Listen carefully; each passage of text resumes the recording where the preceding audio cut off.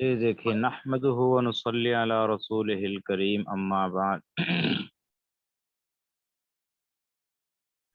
فعن ابی ہریرہ رضی اللہ تعالی عنہ قال قال رسول اللہ صلی اللہ علیہ وسلم لا تزوج المرأة المرأة ولا تزوج المرأة نفسها فإن الزانية هي التي تزوج نفسها۔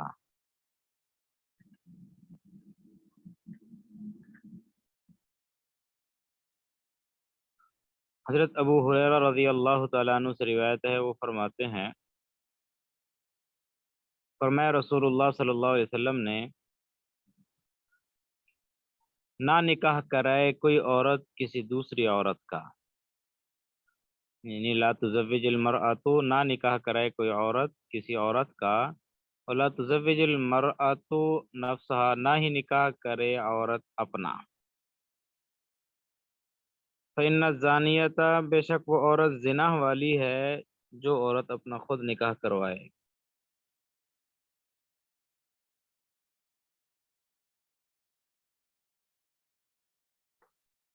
اس حدیث سے معلوم یہ ہو رہا ہے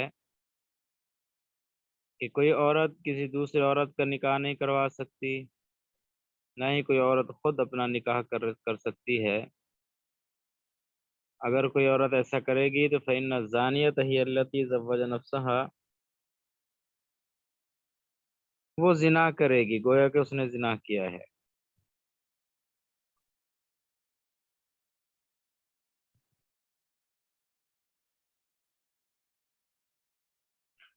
یہ آپ صلی اللہ علیہ وسلم نے ڈانٹ ڈپٹ کے لیے فرمایا ہے، تاکہ کوئی عورت نکاح پر جری نہ ہو جائیں، اپنا نکاح خود نہ کرنے لگ جائیں۔ یہ ہے کہ یہ نکاح بغیر گواہوں والا ہے، کہ بغیر گواہوں کے اگر کوئی عورت نکاح کر دیتی ہے تو یہ نکاح معتبر نہیں ہوگا، نکاح ہی نہیں ہوگا۔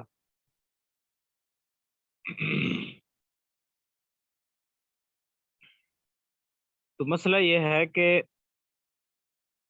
عورت کسی دوسرے عورت کا نکاح کر سکتی ہے یا نہیں کر سکتی، اس کو کہتے ہیں عبارت النساء۔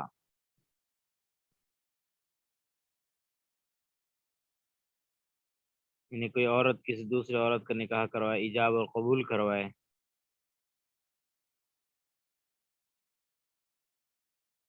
تو یہ نکاح معتبر ہوگا یا نہیں ہوگا؟ ہمارے ہاں تو مرد ایجاب اور قبول کرواتا ہے نا، تو مسئلہ یہ ہے کہ عورت اگر ایجاب اور قبول کروائے کسی دوسری عورت کا، تو یہ نکاح منعقد ہو جائے گا یا نہیں ہوگا، اس میں اختلاف ہے۔ ائمہ ثلاثہ تو کہتے ہیں کہ یہ نکاح نہیں ہوگا، اور اسی طرح امام صاحب اور صاحبین، یہ حضرات کہتے ہیں نکاح ہو جائے گا۔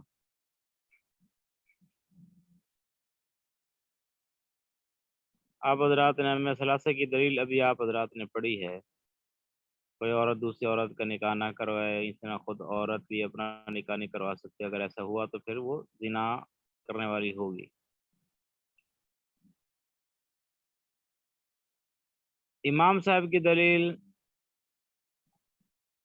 وہ آیتیں ہیں جن کے اندر پچھلے آپ کو میں نے پڑھایا تھا، نکاح کی نسبت عورت کی طرف کی گئی ہے۔ فلا تعذلوهن ان ينكحن ازواجهن اذا تراضوا بينهن بالمعروف، تو نکاح کی نسبت عورت کی طرف کی گئی، لہذا عورت اگر نکاح کروائے، ایجاب القبول کروائے تو کروا سکتی ہے، ہو جائے گا نکاح۔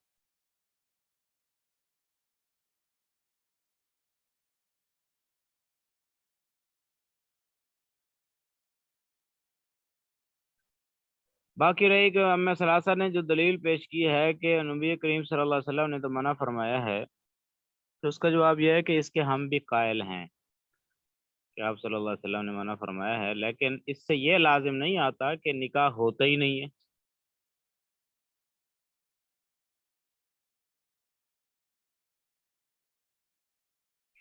یا اس عورت سے مراد وہ عورت ہے، استاد جی آپ کی آواز کٹ رہی ہے۔ اب آواز آ رہی ہے بھائی؟ ہاں بھی آواز جی آ رہی استاد جی آ رہی ہے جی، آ رہی ہے استاد جی آپ کی آواز نہیں کٹ رہی، ٹھیک ہے جی۔ ہے؟ جمیل بھائی آپ کا پھر میک کا مسئلہ ہے، آپ کی آواز سگنل نہیں آ رہا ہے، سانڈے کا تیل لے لیں۔ تو یہ تو اس کا ایک جواب تو یہ ہے کہ یہاں عورت سے مراد ایسی عورت ہے کہ جس کو ولایت حاصل نہیں ہے، اجنبی عورت۔ ماں اگر ایجاب القبول کروائے تو کروا سکتے ہیں، وہ ولیہ ہے نا عورت کی۔ اجنبی عورت نکاح نہیں کروا سکتی۔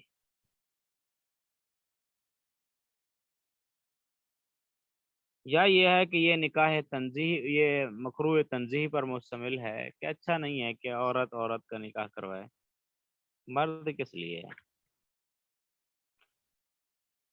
دیکھیے آگے، عن ابی سعید و ابن عباس رضی اللہ تعالیٰ عنہ قال قال رسول اللہ صلی اللہ علیہ وسلم من ولد له ولد فلیحسن اسمه وادبه فاذا بلغ فلیزوجه فان بلغ ولم يزوجه فاصاب اثما فانما اسمه على ابيه۔ حضرت ابو سعید خدری اور حضرت ابن عباس رضی اللہ تعالیٰ عنہ سے روایت فرماتے ہیں، فرمایا رسول اللہ صلی اللہ علیہ وسلم نے، من ولد له ولد، جس کے لیے پیدا ہوا لڑکا، یعنی بچہ پیدا ہوا جس کے گھر میں، اس کو چاہیے کہ اس کا اچھا نام رکھے، وَأَدَبَهُ، اور اس کو ادب سکھائے، تربیت کرے اس کی۔ فَإِذَا بَلَغَ، جب وہ بالغ ہو جائے تو فَلْيُزَوِّجْهُ، اس کا نکاح کر دے۔ فَإِن بَلَغَ، پس اگر بالغ ہو گیا لڑکا، وَلَمْ يُزَوِّجْهُ، اس کو نکاح اس کا نہیں کیا، تو فَأَصَابَ اسْمًا، اگر اس نے گناہ کر لیا، اس سے لڑکے کو لڑکے بالغ ہو گیا ہے، اس کا نکاح نہیں کروایا ابھی تک والد نے، تو لڑکا کسی زنا میں اگر مبتلا ہو گیا، گناہ کے اندر چلا گیا، زنا کر لیا، تو اس کا گناہ فإنما اسمہ علی ابیہ، اس کا گناہ اس کے والد پر ہوگا۔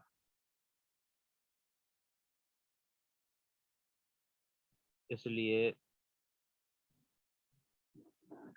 والدین شادی کے معاملہ میں سستی نہ کریں، وگرنہ اس کا گناہ اس پر بھی ہوگا، والدین پر بھی ہوگا اگر گناہ کر لیا لڑکے نے تو۔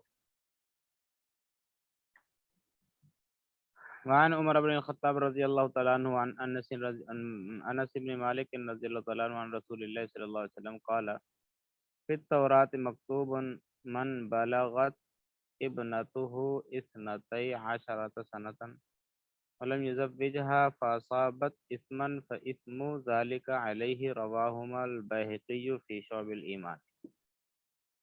حضرت عمر بن خطاب رضی اللہ تعالیٰ عنہ اور انس بن مالک رضی اللہ تعالیٰ عنہ نبی کریم صلی اللہ علیہ وسلم سے حدیث نقل کرتے ہیں، فرمایا کہ تورات مکتوب، ان کے تورات کے اندر یہ لکھا ہوا ہے، من بالغت ابنتہ، کہ جس آدمی کی بیٹی بالغ ہو گئی یا پہنچ گئی، جس کی بیٹی اثنتي عشرة سنة، 12 سال کی، جس کی بیٹی 12 سال کی ہو گئی، ولم یزوجھا، ابھی تک اس کا نکاح نہیں کیا، فاصابت اسما،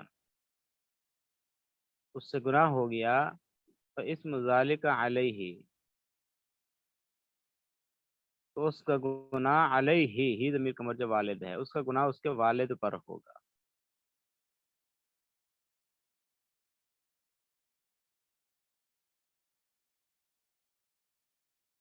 تو یہی حکم شریعت محمدی صلی اللہ علیہ وسلم میں بھی ہے۔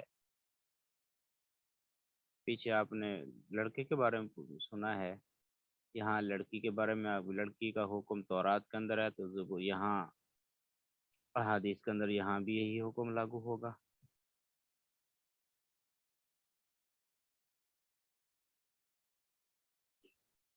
باب اعلان النکاح والخطبۃ والشرط، یہ باب ہے نکاح کا اعلان کرنا، نکاح کے اندر خطبہ پڑھنا، اور اس کی شرائط کے بارے میں یہ باب ہے۔ تو نکاح کا اعلان کرنا یہ مستحب ہے۔ نکاح کا اعلان کیسے کیا جائے اس کے بارے میں مختلف احادیث آگے آ رہی ہیں۔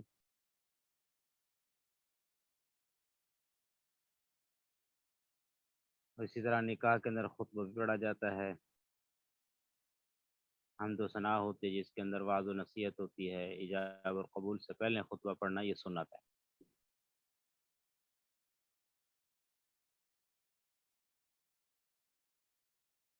وعن ربيع بن ابنة معوذ بن حفراء قالت جاء النبي صلى الله عليه وسلم فدخل حين بني جويريات لنا يضربن بالدف ويندبن من قتل من آبائي يوم بدر إذا قالت إحداهن وفينا نبي يعلم ما في غد فقال دعي هذه وقولي بالذي كنت تقولين رواه البخاري۔ حضرت ربیع بنت معوذ بن عفراء رضی اللہ تعالیٰ عنہ سے روایت وہ فرماتی ہیں کہ آئے تشریف لیا نبی کریم صلی اللہ علیہ وسلم فدخل حین بنی علیہ،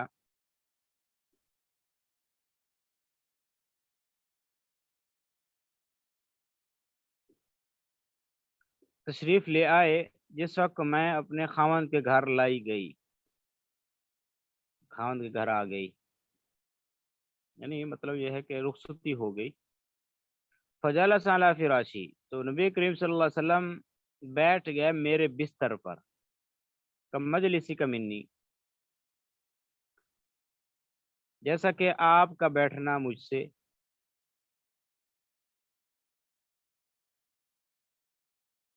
یہ حضرت خالد بن زکوان کو کہہ رہی ہیں حضرت ربیع بنت معوذ، جیسے آپ یہاں بیٹھے ہوئے ہیں نا ایسے ہی نبی کریم صلی اللہ علیہ وسلم آ کے بیٹھ گئے۔ فجعلت جویریات لنا یضربن بالدف، شروع ہوئیں چند لڑکیاں، جویریات مانا چند لڑکیاں، ہمارے پاس یضربن بالدف، دف بجانے لگی۔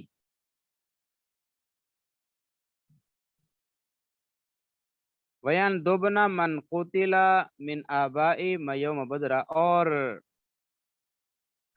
تعریف کرنے لگیں، وَيَنْدُبْنَ تعریف کرنے لگیں ان لوگوں کی جو شہید ہوئے تھے ہمارے آبا و اجداد میں سے یوم بدر، بدر میں، بدر کے دن جو شہید ہوئے تھے صحابہ، اشعار میں ان کی تعریف کرنے لگی۔ اذا قالت احداہن، ان میں سے ایک نے کہا، وفینا نبی یعلم ما فی غد، کہ ہمارے اندر، ہمارے درمیان میں اللہ کا نبی بھی ہے جو جانتا ہے جو کچھ کل واقعات ہونے والے ہیں، یعنی آنے والے دن کے بارے میں بھی معلومات رکھتا ہے، یعنی غیب کا علم جانتا ہے۔ ہمارے درمیان میں اللہ کا نبی ہے جو غیب کو بھی جانتا ہے، غیب کا علم رکھتا ہے۔ فقال، اس پر نبی کریم صلی اللہ علیہ وسلم نے فرمایا دعی ہذہ، اس بات کو چھوڑ دو، یعنی تم غیب کا علم جو کہہ رہی ہو کہ ہمارے درمیان اللہ کا نبی ہے جو غیب کا علم جانتا ہے، کل کے آنے والے حالات واقعات کے بارے میں جانتا ہے، اس بات کو چھوڑ دو، یہ بات نہ کہو۔ کیا مطلب ہے؟ یعنی نبی غیب کا علم نہیں جانتا۔ فقولی بالذی کنت تقولین، اور کہو تم وہ بات جو تم کہہ رہی تھی، یعنی جو تم پہلے کہہ رہی تھی نا شہداء کے بارے میں جو تعریفات کر رہی تھی، بس وہی کہو، اس بات کو چھوڑ دو۔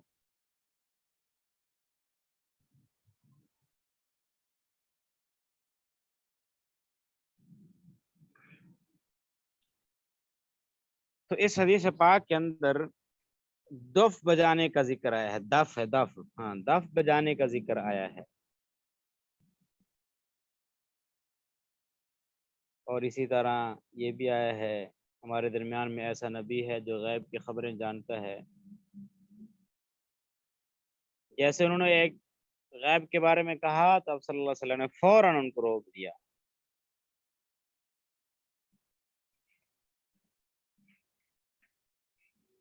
اس حدیث سے معلوم ہوتا ہے کہ ایسے اشعار پڑھنا جس میں شرکیہ الفاظ ہوں یہ جائز نہیں ہے. ایسے اشعار پڑھنا، ایسے اشعار پڑھنا جائز نہیں.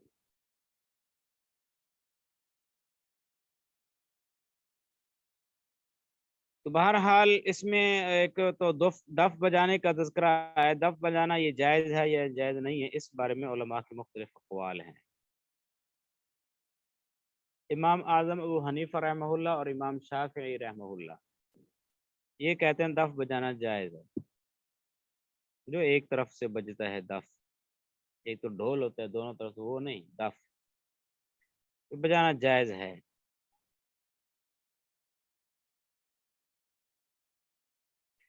شادی کے موقع پر بھی جائز ہے. بچے کا جب ختنہ کیا جائے اس وقت بجانا بھی جائز ہے، مباح ہے، کوئی عرض نہیں ہے. اس کے علاوہ اگر کسی جگہ دف بجائے تو وہ حرام ہے. اناف کی دلیل کیا ہے؟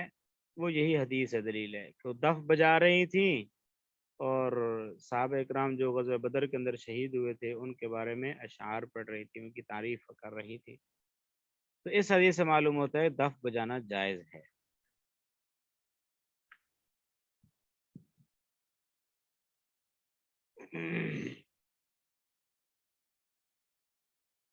اسی طرح ایک اور حدیث پاک کے اندر بھی آتا ہے، نبی کریم صلی اللہ علیہ وسلم نے فرمایا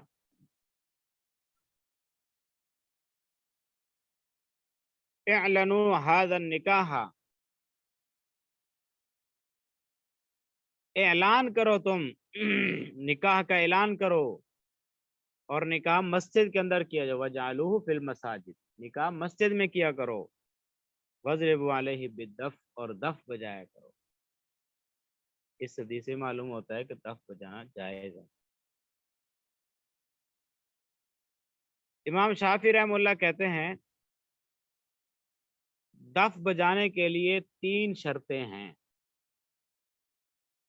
اگر وہ 3 شرطیں پائی جائیں تو دف بجانا جائز ہے، اگر 3 شرطیں نہ پائی جائیں تو دف بجانا جائز نہیں ہے. پہلی شرط یہ ہے دف صرف بچیاں بجائیں، چھوٹی چھوٹی جو نابالغ بچیاں ہوتی ہیں وہ بچیاں بجائیں، کیونکہ حدیث پاک میں بچیوں کے دف بجانے کا ذکر آیا ہے. اگر مرد بجائیں گے دف تو یہ جائز نہیں ہے. اسی طرح دوسری شرط یہ ہے دف کے اندر جو ہوتا ہے بین باجے، باجی باجیاں، وہ نہ ہو. اور اسی طرح اس کے اندر خوش الفاظی بھی نہ ہو، بالکل سادگی کے ساتھ اور ہاتھوں کے ساتھ بجایا جائے، پھر تو جائز ہوگا، ناجائز نہیں ہے.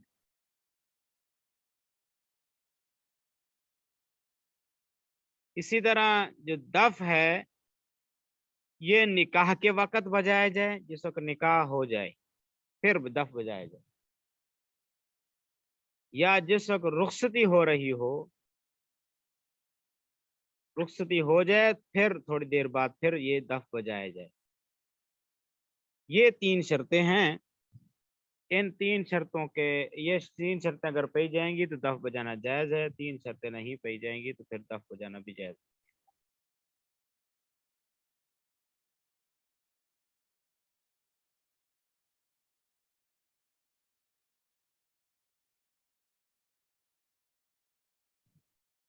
اسی طرح ہمارے اعناف میں سے 2 گروہ ہیں. ایک گروہ تو یہ کہتا ہے کہ جائز ہے، دوسرا گروہ ہمارا وہ یہ کہتے ہیں دف ایک باجا ہے، باجا، اور باجا بجانا حرام ہے، یا دف بھی نہیں بجا سکتے. ان کے پاس ہی دلیل ہے کہ نبی کریم صلی اللہ علیہ وسلم نے نہا رسول اللہ صلی اللہ علیہ وسلم، نہا رسول اللہ صلی اللہ علیہ وسلم عن ضرب الدف، دف بجانے سے آپ صلی اللہ علیہ وسلم نے منع فرمایا.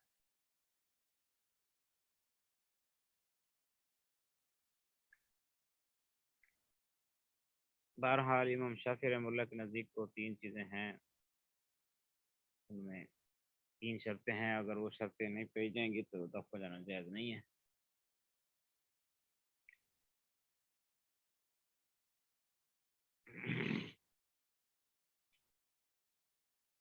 اللہ اکبر۔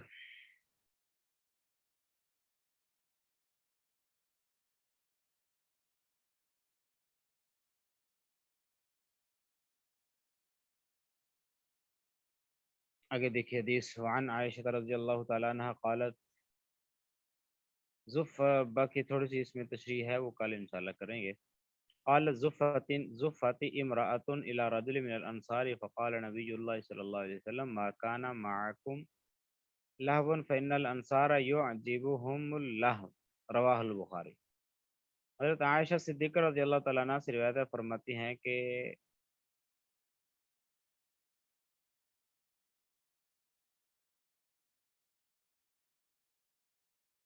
لائی گئی ایک عورت انصاری آدمی کے پاس، تو فرمایا نبی کریم صلی اللہ علیہ وسلم نے کہ ما کان معکم لہون، نہیں تھا تمہارے پاس کوئی کھیل، فإن الانصار یعجبهم اللہو، بے شک انصاری تو کھیل کو پسند کرتے ہیں، اچھا سمجھتے ہیں،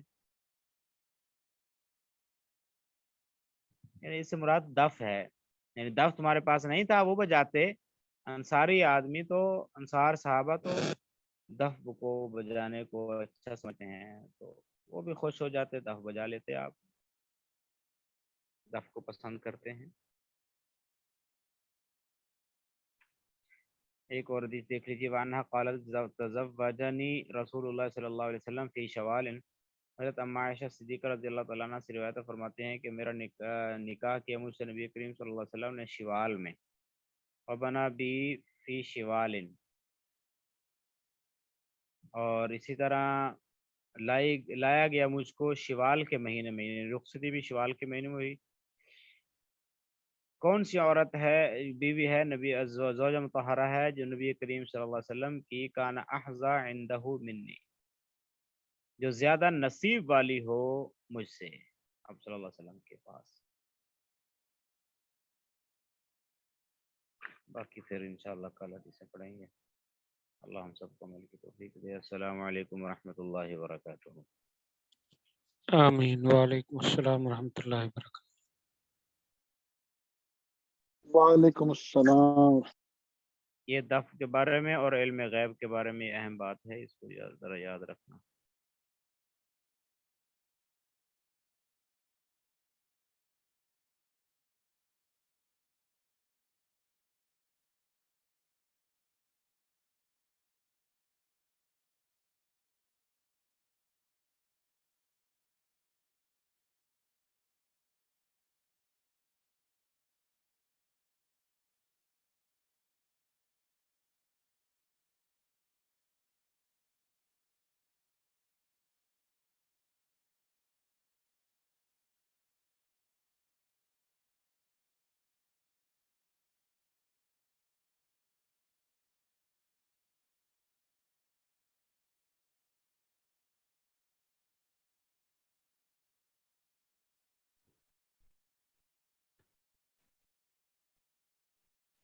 السلام علیکم ورحمۃ اللہ وبرکاتہ۔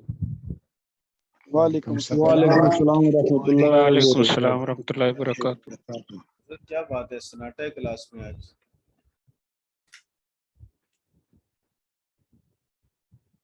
خاموشی کیوں ہے اتنی زیادہ؟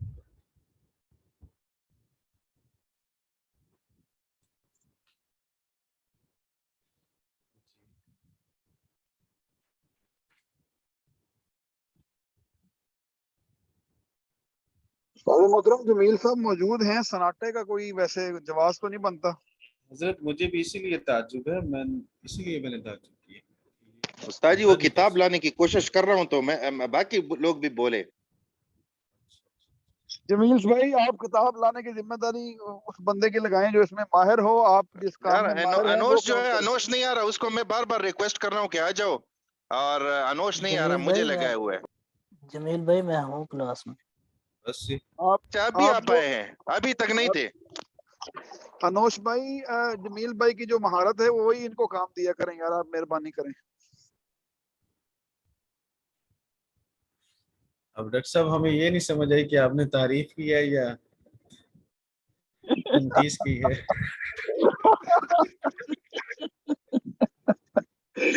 تعریف کم ٹنس زیادہ کیا استاد جی. یہ دیکھیں نا محسوس کر رہے ہیں. ویسے جمیل بھائی تو ہمارے بھائی ہیں جی، ہم ان کی تعریف ہی کریں گے کیوں. جی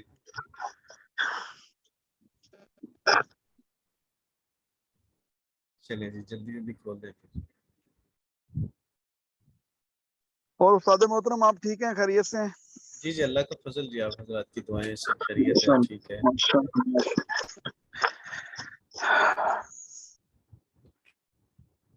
سید ذوالفقار علی شاہ آپ ٹھیک ہیں بھائی، خیریت سے ہیں؟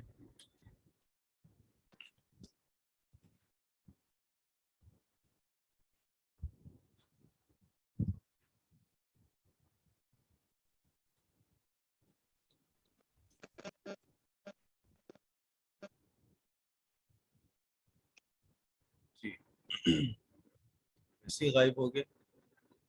شاہ صاحب بولیں.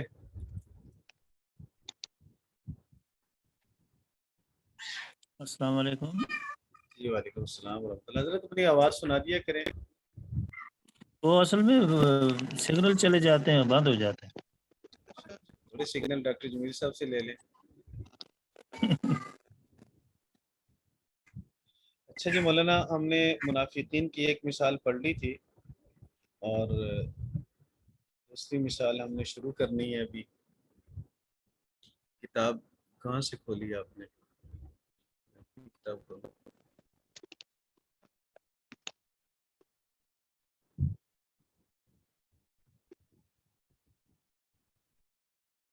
بسم اللہ.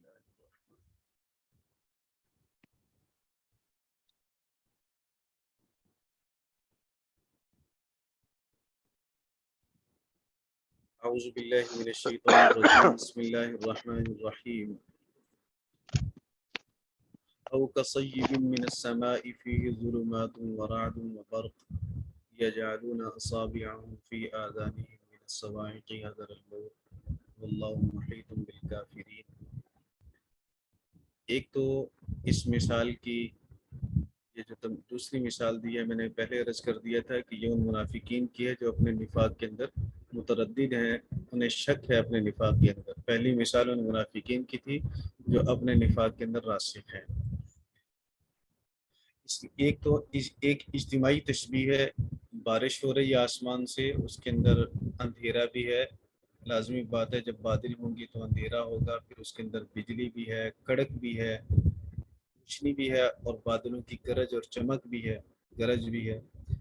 بندہ جب تھوڑی سی چمک ہوتی ہے، لائٹ جلتی ہے تو بندہ چلتا ہے آگے. پھر اندھیرا اتنا زیادہ ہے کہ جو ہی بجلی کی چمک ختم ہوئی تو راستہ نظر آنا بند ہوا، یہ ٹھہر گیا.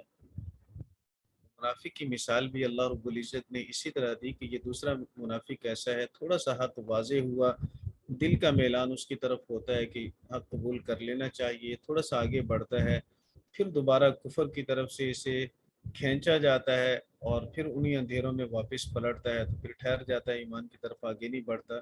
تو یہ منافق دوسری قسم ایسی ہے، یہ متردد ہے، آگے بڑھنا بھی چاہتا ہے، بڑھ بھی نہیں سکتا، کفر چھوڑنا نہیں چاہتا، اور ایمان کی طرف آگے قدم اس لیے بڑھتے نہیں ہیں اس کے.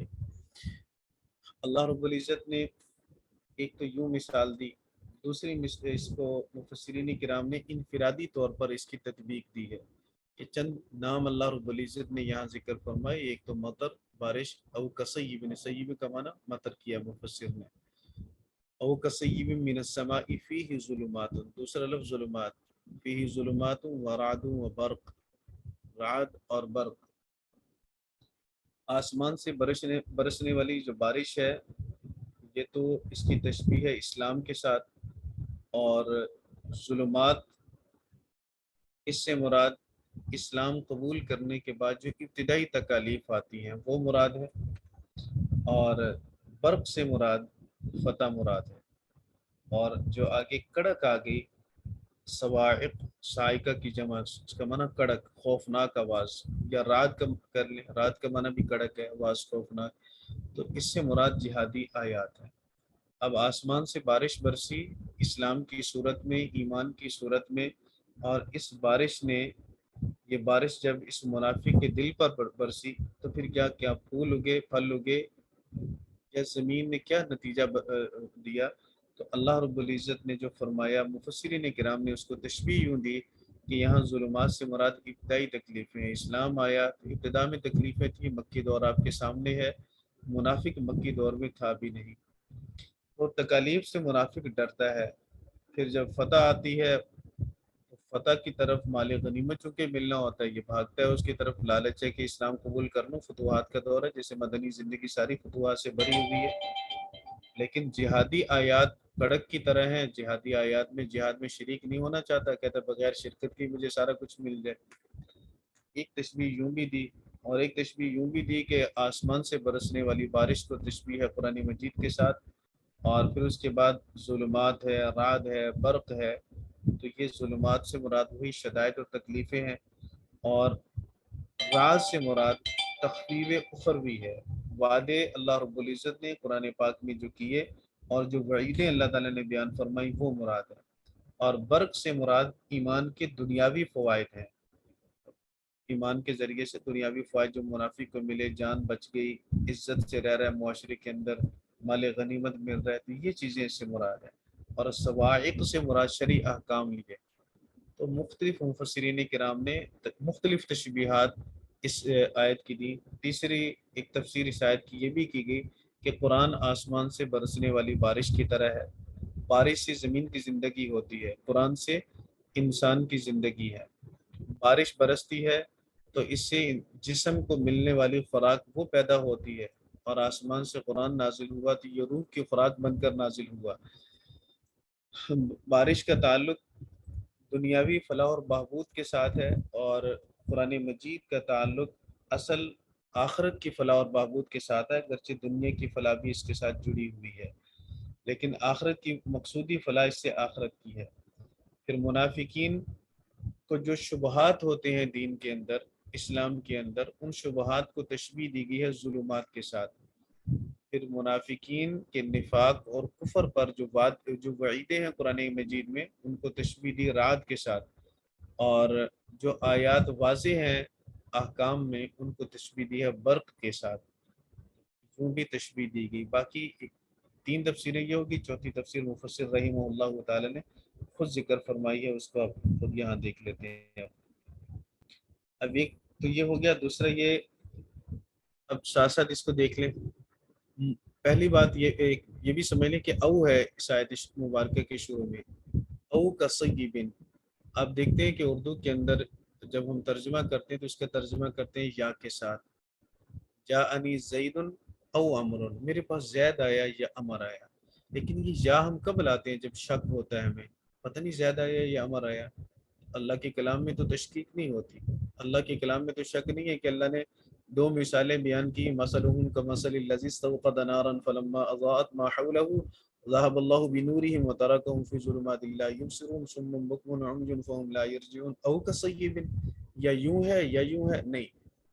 تو اس او کے بارے میں پہلی ایک بات تو یہ ہے کہ او تنویع کے لیے ہے، ہمیشہ او تشکیک کے لیے نہیں آتا، کبھی او نو کے لیے بھی آتا ہے، یعنی قسم بیان کرنے کے لیے آتا ہے کہ ایک منافق کی قسم یہ ہے اور ایک منافق کی قسم یہ ہے۔ نمبر 2، او یہاں تفصیل کے لیے ہے، جیسے آپ کی کتاب کے اسی آپ جلالین شریف کے نیچے حاشیے میں آپ دیکھیں گے تو لکھا ہوا او کصیب الی آخرہ، آگے لکھا ہے فی او خمسۃ اقوال، او کے بارے میں 5 قول ہیں، اظہرها انہا للتفصیل، ان میں سب سے زیادہ ظاہر قول یہ ہے کہ او تفصیل کے لیے ہے، بمعنی ان الناظرین فی حال ہؤلاء منهم من یشبہهم بحال المستوقد الذی هذه الصفہ هذه صفته ومنهم من یشبہهم، اور ان میں سے بعض وہ ہیں جن کو تشبیہ دی ہے اللہ رب العزت نے بھی اصحاب الصیب، اصحاب الصیب کے ساتھ، هذه صفته، یہ صفات ان کی ہیں۔ نظر آ گیا آپ کو جی حاشیہ؟ بات نظر آ گئی نا آپ کو جی؟ نہیں نظر نہیں آیا استاد جی۔ آپ کو نظر آنا چاہیے نا نیچے کتاب میں۔ آپ کی کتاب میں نمبر لگے ہوں گے، میرے پاس جو کھلی ہوئی کتاب جی ہے جی تو اس میں استاد جی کون سے کلر نمبر پر ہے؟ او کسیب کے اوپر جو نمبر لکھا بس اس کو دیکھ لیں، جلدی سے دیکھ لیں، بس ٹائم تھوڑا ہے۔ سیب کا معنی مولانا، سیب یہ جمع ہے سیبن کی، آگے مفسر نے اس کی جو تحقیق ہے وہ فرمائی ہے، مثلہم نکال کے وہی بات کی جو ہم پہلے کر چکے ہیں، مثلہم کمثل الذی استوقد نارا، اور وہاں مثلہم کا ترجمہ حضرت نے کیا تھا صفاتہم، تو یہاں بھی صفاتی مراد ہے۔ کسیبن بارش کی طرح ہے، سیب کا معنی بارش ہے، لیکن منافق بارش کی طرح نہیں ہے، منافق تو بارش والے صاحب کی طرح جو بارش میں کھڑا ہے، تو اس لیے آگے فرمایا کہ ای کا اصحابی مطر، مطر ترجمہ کیا سیب کا، اور اصحاب مضاف محذوف نکال کر بتلایا کہ اس کے شروع میں مضاف محذوف ہے، وگرنہ ترجمہ ٹھیک نہیں کر سکیں گے آپ۔ وَأَصْلُهُ سَيْوِبٌ، اور سیب کی اصل ہے جی آواز کٹ سیوبن، سب کو کٹ رہی ہے نہیں کہ کر باقی کے سکتا جی. پاس ٹھیک ہے۔ سیوبن اصل ہے اس کی سیوبن، تو واو کے نیچے زیر ہے، اس واو کو یا سے بدلا، پھر یا کا یا میں ادغام کر دیا تو سیبن ہو گیا، نہیں جیسے سیدن اصل میں سیدن تھا، سیدن آپ پڑھتے نا، سید ذوالفقار علی شاہ، تو سید بھی اصل میں عربی میں سیدن تھا، پھر واو کی زیر کی وجہ سے واو کو یا سے بدلا، یا کا یا میں ادغام کر دیا، سید ہو گیا۔ تو من صاب یصوب، یہ اس کے فعل کی طرف اشارہ کیا، صاب یصوب ای ینزل، صاب یصوب یہاں ینزلو کے معنی میں ہے، نزل ینزلو کے معنی بارش ہونا، بارش ہونا ینزلو، تو او کسیبن ان بارش والوں کی طرح ہے جو بارش آسمان سے برستی ہے، من السماء آسمان سے برستی ہے۔ ایک تو مولانا سیب صفت مشبہ کا صیغہ، اور صفت مشبہ کے اندر دوام اور استمرار پایا جاتا ہے، پھر آگے اللہ نے من السماء فرمایا، تو من السماء کے اوپر جو الف لام ہے، اس الف لام کے اندر بھی مبالغہ ہے، ویسے تو سما کہتے ہیں آسمان کو، اور آسمان کو سما اس لیے کہتے ہیں، سما کا معنی ہی بلند ہونا ہے، تو چونکہ یہ بلند ہے اوپر ہے، لیکن اس کے اوپر جو الف لام لگ گیا تو اس نے اس کا معنی کے اندر تھوڑی سی تبدیلی کر دی۔ الف لام کا معنی ہے تمام آسمان سے بارش برستی ہے، سارے آسمانوں سے بارش برستی ہے۔ اب لازم بات ہے مولانا ساتویں آسمان سے تو بارش نہیں برس رہی، بارش سارے آسمانوں سے برسنے کا مطلب یہ ہے کہ آسمان کے جو افق ہیں، کنارے ہیں، ان سارے کناروں سے پانی نیچے آ رہا ہے، بارش نیچے آ رہی ہے، جیسے پورے آسمان کو سماعن کہتے ہیں، ویسے اس کے ایک کنارے کو بھی سماعن کہتے ہیں، تو اس کے کناروں کا لحاظ کر کے یہاں من السماء فرمایا، اور الف لام شروع میں استغراقی ہے، استغراق اس کو کہتے ہیں جو جس میں اس کے جمعی افراد مراد ہوں۔ تو ینزل من السماء آسمان، پورے آسمان کی افق سے بارش برس رہی ہے، اور بارش سے تشبیہ ہے قرآن کریم کو، تو قرآن کریم ایسی رحمت کامل ہے جو اللہ تعالیٰ کی طرف سے نازل ہوئی اور آسمان کے سارے کناروں سے نازل ہو رہی ہے۔ اس کا مطلب یہ کہ زمین کا کوئی حصہ، کوئی خطہ ایسا نہیں ہے جہاں اس بارش کا فیض پہنچے نہ، تو بارش کا فیض ہر جگہ پہ پہنچے گا جو آسمان سے قرآن کی صورت میں نازل ہو رہی ہے۔ مفسر رحمہ اللہ تعالیٰ نے یہاں فرمایا ینزل من السماء کے بعد ای سحاب، کیونکہ آسمان سے بارش نہیں برستی، بارش تو بادلوں سے برستی ہے، تو اس لیے انہوں نے فرمایا کہ بادل بھی چونکہ اوپر ہوتے ہیں، تو قرآن کریم میں کبھی فرمایا گیا کہ آسمان سے بارش برستی ہے، کبھی فرمایا گیا بادلوں سے برستی ہے، لیکن اس کی بہترین توجہ یہ ہے کہ آسمان سبب بنتا ہے اور بادل اصل نظر آتے ہیں کہ بارش بادلوں سے برس رہی ہے، لیکن اصل سبب آسمان بنتا ہے۔ چوتھے آسمان پہ سورج ہے، سورج ہی کی اس کی شدت اور حدت سے اور حرارت سے بخارات بن کے پانی اوپر اٹھ رہا ہے اور وہی بادل بنتے ہیں، تو اصل سبب تو آسمان بن رہا ہے، لیکن اس سبب کے بعد جو اس کا مسبب کے طور پر جو چیز ہمیں نظر آتی ہے وہ بادل ہے، تو بادل کی طرف کبھی نسبت کر دی، کبھی اصل سبب کی طرف نسبت کر دی، تو دونوں طرح ٹھیک ہے۔ فیہی کی ضمیر کا مرجع یہ صحاب نکال کر فیہی کی ضمیر کا مرجع بتلایا، لیکن یہ حضرت نے جو مرجع بتلایا یہ مرجع اتنا زیادہ مناسب نہیں ہے۔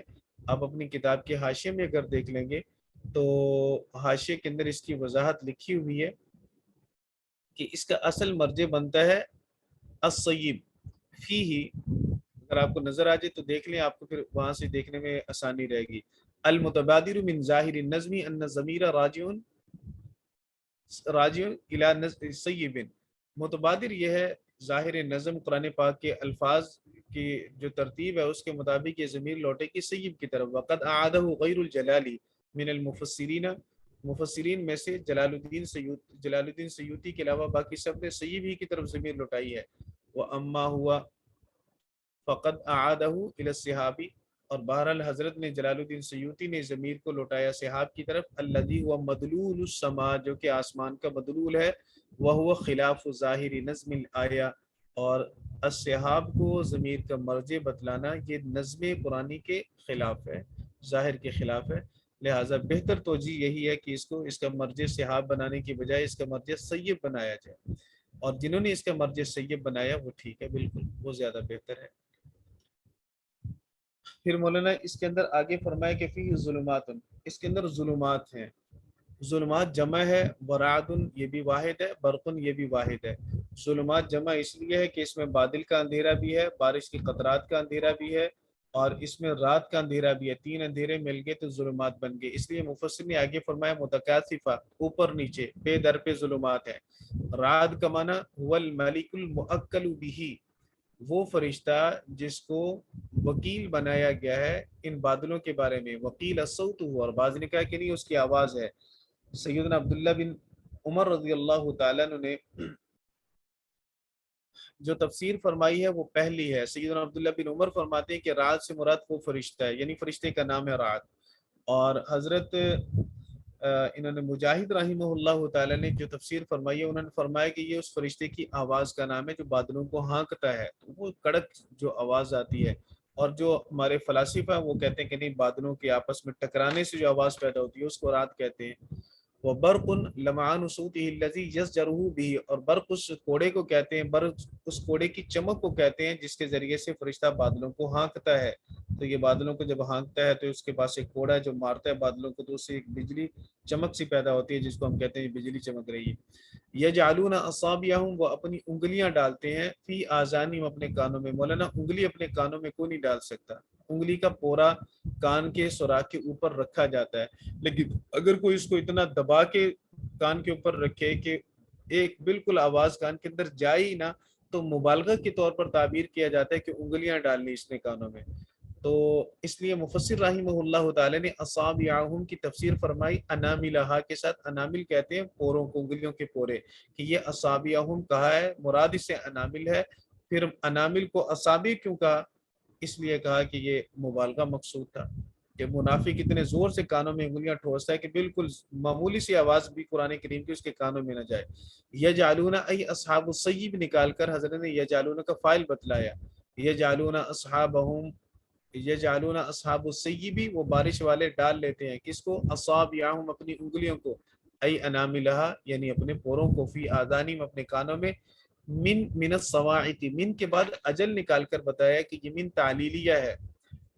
کانوں میں انگلیاں کیوں ڈالتے ہیں؟ اس وجہ سے ڈالتے ہیں، کڑک کی وجہ سے. صواعق یہ سائقہ کی جمع ہے، اور سائقہ کا معنی ہولناک آواز جس میں آگ بھی ہو. سائقہ کی دوسری تفسیر یہ بھی فرمائے گی کہ ایسی ہولناک شے کو سائقہ کہتے ہیں، بھلے وہ اس کا تعلق سننے کے ساتھ ہو یا اس کا تعلق دیکھنے کے ساتھ ہو. مفسر رحمہ اللہ تعالی نے یہاں فرمایا شدت الصوت الرعد، رعد کی آواز میں جو شدت ہوتی ہے اسی کو سائق سے تعبیر کیا. لئلا یسمعوها، یہ پورے جملے کی تعلیل بتائی ہے کہ وہ اپنے کانوں میں انگلیاں کیوں ڈالتے ہیں تاکہ وہ اسے سن نہ سکیں. حذر الموت، حذر کا معنی کیا خوف، اور الموت کا معنی، الموت کہتے ہیں زوال الحیاتی اما من شأنہ ان یکون حیا. زوال الحیاتی زندگی کا چلے جانا، اما من شأنہ ان یکون حیا، جن چیزوں کی وجہ سے انسان کی زندگی قائم ہوتی ہے وہ چیز ختم ہو جائے تو وہ اس کو کہتے ہیں کہ موت اس پر طاری ہو گئی. تو موت کے ڈر سے وہ اپنے کانوں میں انگلیاں ڈالتے ہیں. اور آپ نے پڑھا ہے کہ اگر فعل کسی جس کی وجہ سے فعل واقع ہوتا ہے تو وہ مفعول لہو کہلاتا ہے.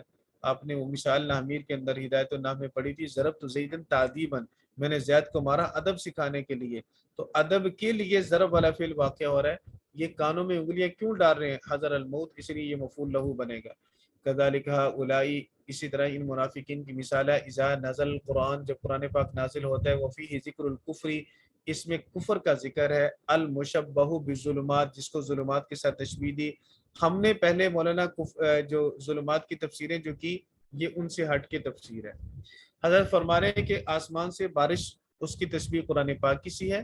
اور پھر آگے ظلمات کا جو لفظ ہے وفیہ ذکر الکفر المشبہ بالظلمات، قرآن پاک میں جو ان کے کفر اور نفاق کا ذکر ہے اس کو تشبیہ دی گئی ہے ظلمات کے ساتھ. والوعید علیہ المشبہ بالرعد، اور کفر پر جو اللہ تعالیٰ کی طرف سے وعید ہے اس کو تشبیہ دی گئی ہے رات کے ساتھ.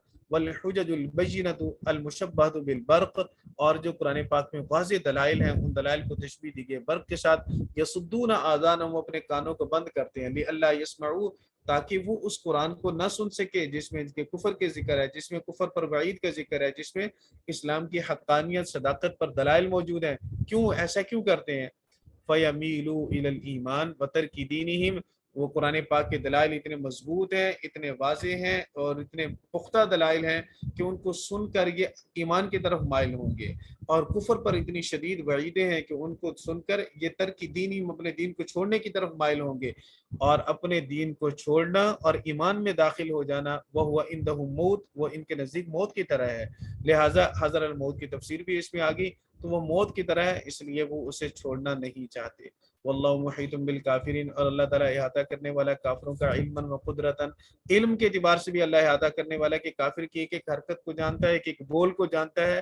وقدرتاً، اور اللہ قدرت کے اعتبار سے بھی احاطہ کرنے والا ہے. کوئی کافر بڑا ہو، چھوٹا ہو، موٹا ہو، کھوٹا ہو، کوئی بھی اللہ رب العزت کی قدرت سے باہر نہیں نکل سکتا. اللہ کی قدرت سب پہ حاوی ہے. فلا یفوتونہ، تو وہ سے بچ نہیں سکتے. یکاد البرق، قریب ہے. یکادو کا معنی حضرت نے کیا یقربو، یقربو، اور آگے عصا بھی آئے گا. عصا کا معنی بھی قریب کیا جاتا ہے، آپ نے افعال مقاربہ پڑھے ہیں، لیکن یکادو اور عصا کے اندر فرق یہ ہے کہ یکادو اس تب آتا ہے جب اس کی خبر بالکل قریب الوقوع ہوتی ہے، خبر کے واقعہ ہونے کی شرائط پوری ہو جاتی ہیں تو پھر یکادو استعمال کیا جاتا ہے، کاد یکادو. اور اسی طرح تب بھی یکادو استعمال کیا جاتا ہے جب خبر کا وقوع نہ ہو رہا ہو اور اس کے نہ ہونے کی وجہ کوئی اس کا کوئی عذر ہو. سر جی آواز کٹ رہی تھی. بھئی آپ کے اپنے پاس کٹ رہی ہے، باقی کے پاس ٹھیک آ رہی. ٹھیک جی، آواز ٹھیک. دوسرا فرق یہ ہے کہ کاد یکادو کی جو خبر ہوتی ہے وہ مضارع آتی ہے اور اس پر ان نہیں آتا، اور عصا کی خبر پر ان داخل ہوتا ہے، آگے آ رہا ہے. اور بھی فرق ہے، باقی اب نحو میں دیکھ لیں، بس اتنا اس کو یاد رکھیں. یکادو، یکاد البرق، قریب ہے کہ وہ برق، وہ بجلی، کون سی بجلی؟ جس کو تشبیہ دی گئی ہے دلائل قاطعہ کے ساتھ، دلائل واضحہ کے ساتھ. یخطف ابصارہم، وہ اچک لے. یخطف کہتے ہیں الاخذ بسرعت، جلدی کے ساتھ کسی چیز کو پکڑ لینا. تو قریب ہے کہ وہ بجلی، دلائل واضحہ، وہ اچک لے ان کی نگاہوں کو، ان کی آنکھوں کو اچک لے. مطلب یہ ہے کہ وہ دلائل اتنے مضبوط ہیں وہ اپنی طرف ان کو موڑ لیں. قریب ہے کہ یہ ان کی طرف مائل ہو جائیں. کلما اضاء لهم مشوا فيه، جب اللہ ان کو ان کے لیے روشن کرتا ہے اس میں چلتے ہیں. مشا یمشی کا معنی ہوتا ہے چلنا، تو مشوا فيه ای فی ضوئه، ان دلائل کی روشنی میں یہ چلتے ہیں. وَإِذَا أَظْلَمَ عَلَيْهِمْ، اور جب اللہ ان پر اندھیرا کر دیتا ہے، قاموا، تو کھڑے ہو جاتے ہیں. کھڑے ہونے کا مطلب یہ کہ وقف رک جاتے ہیں. وہ رکنا ان کا بیٹھنے کی حالت میں ہو یا لیٹنے کی حالت میں ہو، بہرحال وہ رک جاتے ہیں. تمثیل لإزعاج ما فی القرآن من الحجج قلوبہم، یہ ان کی دلوں کی اس کجی کی مثال ہے جو قرآن پاک کے دلائل کی وجہ سے ان کے دل میں آتی ہے. وتصدیقہم، اور ان کے تصدیق کی وجہ سے، لما سمعوا فیہ مما یحبون، جبکہ وہ سنتے ہیں قرآن پاک میں ان آیات کو جن کو وہ پسند کرتے ہیں. وہ وقوفہم عما کریہون، اور قرآن پاک کی وہ آیات جو ان کو پسند نہیں ہیں ان پہ آ کے یہ رک جاتے ہیں. جہاد کی آیات ہیں وہاں کیا بریک لگ جاتی ہے.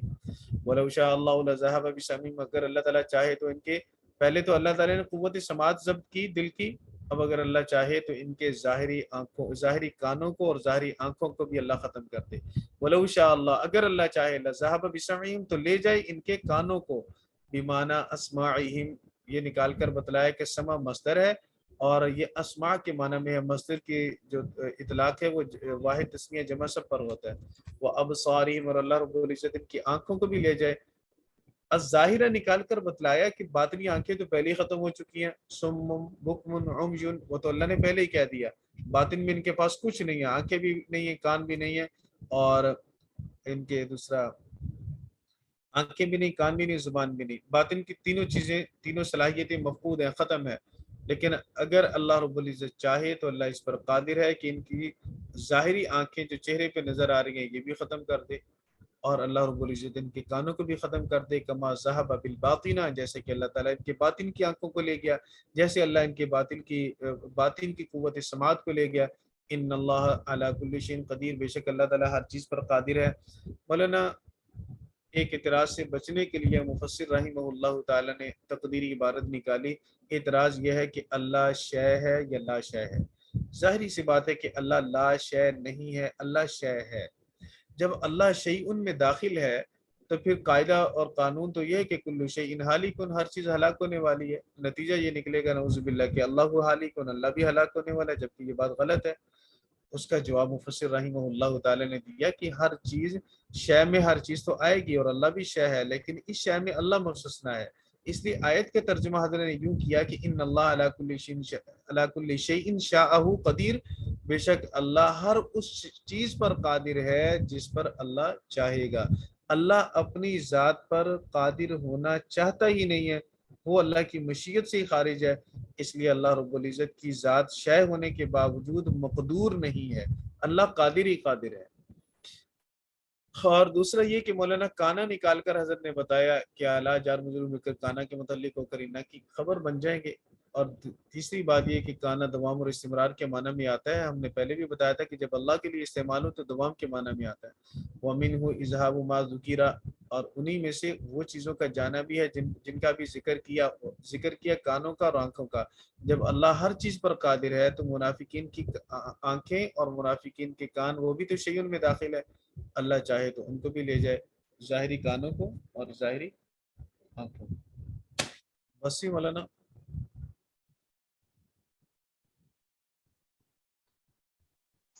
جی ٹائم ختم ہو گیا ہے بس، اور خود بس ہے.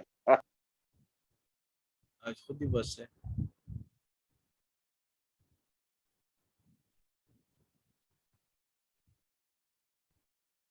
شدید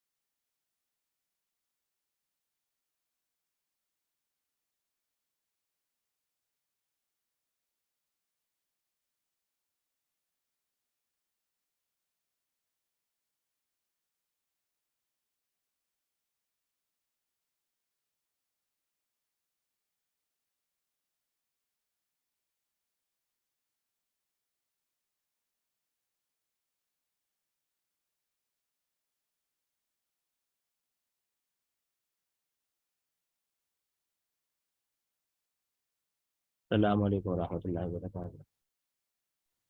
وعلیکم السلام ورحمۃ اللہ وبرکاتہ. مولانا ابراہیم صاحب کیسے ہیں آپ؟ اشرف صاحب نہیں آئے نہیں آئے؟ سبق پڑھانے کے لیے ابھی تک نہیں آئے آپ کو؟ نہیں. اچھا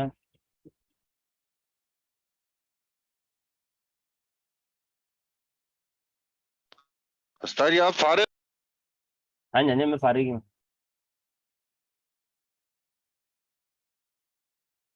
تو آپ شروع کرا دیں. ہم سے شروع کرنا ہے. انوج بھائی کتاب شیئر کرو.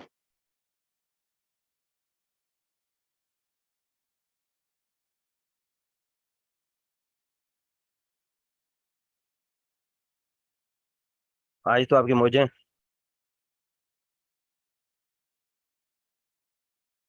کیوں استاد جی؟ بس ابھی سبق پڑھو اور چھٹی. کیوں اور استاد نہیں آ رہے؟ ہاں نہیں اور مشکل ہی ہے اور نہیں آ رہا ہے. ایک نمبر فون کر لو. مفتی ذیشان سرور نہیں آ رہے؟ نہیں اچھا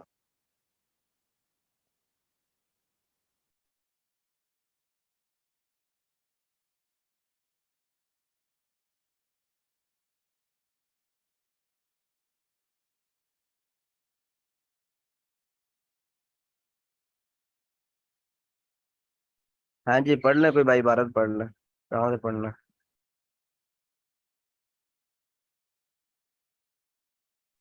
استاد جی مجھے تو کتاب نظر نہیں آ رہی. یہ شیئر کی تو ہوئی ہے کتاب. اصل میں جمیل بھائی کا نیٹ ٹھیک نہیں چل رہا. استاد جی نیٹ مولانا ٹھیک ناصر نہیں. صاحب بھی کہہ رہے تھے. اچھا ہاں جی اچھا استاد جی کتاب نظر آ گئی ہے. کہاں سے پڑھنا ہے؟ یہ تو طالب علم کو پتہ ہونا چاہیے نا. ہاں جی ہاں نوش بھائی کہاں سے پڑھنا ہے؟ میں دیکھ رہا ہوں.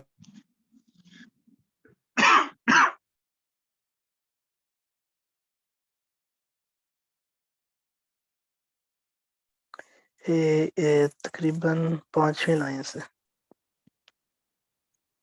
اچھا 5ویں لائن سے 1 2 3 4 5.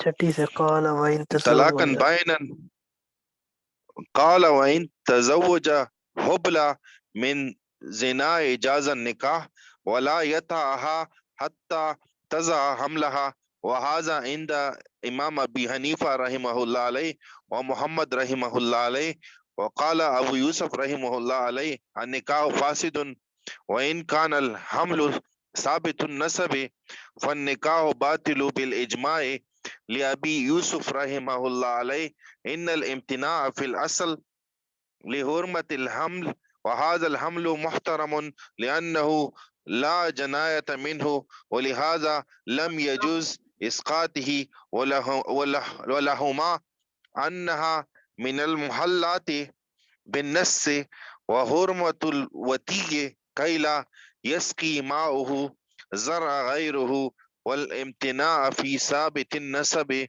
لحق صاحب الماء ولا حرمة للزاني فإن تزوج حاملا من السبي فالنكاح فاسد لأنه ثابت النسب وإن زوج ولده وهي حامل منه فالنكاح باطل لأنها فراش لمولاها حتى يثبت نسب ولدها منه من غير دعوة فلو صح النكاح لحصل الجمع بين الفراشين على إنه غير متعقدا حتى ينتفي. جی فاروق شاہ صاحب کیا کہہ رہے ہیں؟ بہت اچھا پڑھا آپ نے جو کل پڑھا تھا ماشاءاللہ. بالکل آپ نے نا سبق صحیح سنایا. اب آگے پڑھ لیں عبارت. ہاں جی ماشاءاللہ سبق صحیح سنایا آپ نے. سبق صحیح سنا دیا. چلیں جی ابھی دوبارہ وہ جو ہے نا ابھی وقت لگائیں گے. چلیں جی پڑھ لیں سبق سن لیں. بسم اللہ الرحمن الرحیم. قال ومن وتی جاریته ثم زوجها جاز النکاح. اب کسی آدمی نے اپنی باندی سے وتی کر لی. آپ نے پڑھا ہوا باندی سے وتی کرنا جائز ہے؟ تو اب اپنی باندی سے وتی کر لی، وتی کر کے جو ہے اب وہ اس کا آگے نکاح کروانا چاہتا ہے، تو فرماتے ہیں یہ نکاح کرنا جائز ہے۔